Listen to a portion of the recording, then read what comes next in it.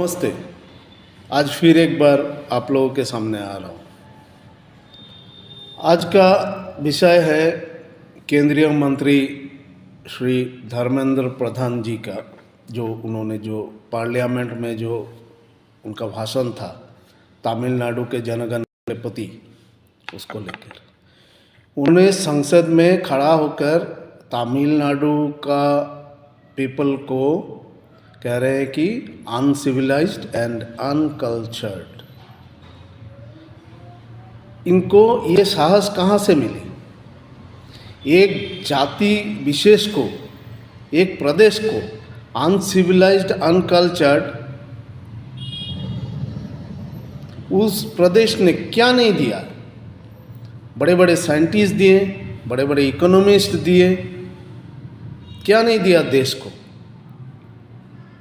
Tax दे रहे हैं, कितने उनसे, उस प्रदेश से कितने टैक्स कलेक्शन हो रहे हैं, इन रिटर्न क्या दे रहे हैं आप लोग उसको? उन स्टेट को क्या दिए? अब कंपेयर कीजिए, गुजरात हो, हरियाणा हो, उत्तर प्रदेश हो, राजस्थान हो, उन सब से आपको कितना टैक्स मिलता है, कितना कलेक्शन, टैक्स कलेक्शन सेंटर को कितना मिलता है, और तमिलनाडु से कितना मिलता है? इन रिटर्न उन सबको कितने दे रहे हो और तमिलनाडु को कितने दे रहे हो? अब इम्पोजिशन ऑफ हिंदी लैंग्वेज क्यों? अगर इम्पोजिशन ऑफ हिंदी लैंग्वेज करना है, आप लोग केंद्रीय मंत्री, ढेर सारे केंद्रीय मंत्री के लड़के सब बच्चे वो विदेश में पढ़ने जाते हैं, क्यों नहीं पढ़ाते हो यहाँ? साधारण जनता के ऊपर आप इम्पोजिशन ऑफ हिंदी लैंग्वेज थोप दे रहे हो।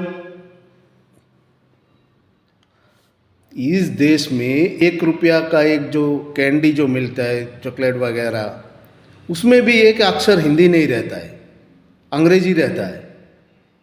तो पढ़े क्यों हम लोग हिंदी? क्या जरूरी है? कौन सा प्रदेश का भाषा, कौन सा, कितने लोग हिंदी बोलते हैं भारत में? अब राजस्थान चले जाओ, उनका भाषा हिंदी नहीं है। गुजरात चले जाओ, उनका भाषा हिंदी नहीं है। अब बिहार चले जाओ, उनका भाषा हिंदी नहीं है। अब हरियाणा चले जाओ, उनका भाषा हिंदी नहीं है।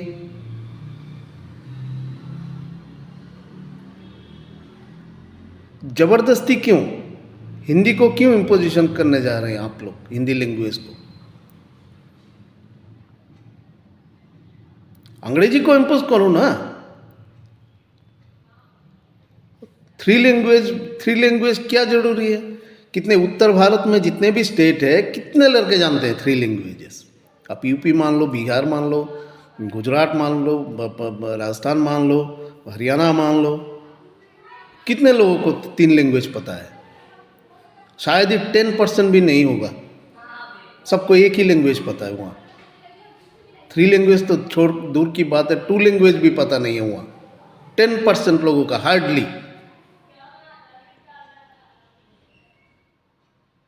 एक श्रेणी को अनकल्चर्ड, अनसिविलाइज्ड, ये कहना सरासर गलत है।